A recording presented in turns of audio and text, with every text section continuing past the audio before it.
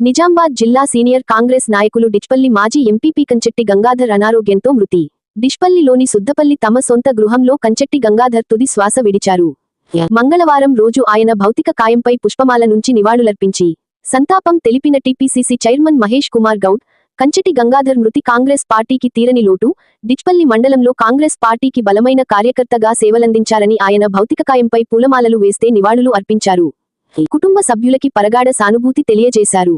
నిజామాబాద్ జిల్లా కాంగ్రెస్ అధ్యక్షులు నాగేష్ రెడ్డి, బ్లాక్ కాంగ్రెస్ అధ్యక్షుడు పోలసాని శ్రీనివాస్, బీసీ నాయకులు ధర్మగౌడ్, సాంసాన్, ఇతర కాంగ్రెస్ నాయకులు నివాళులు అర్పించారు.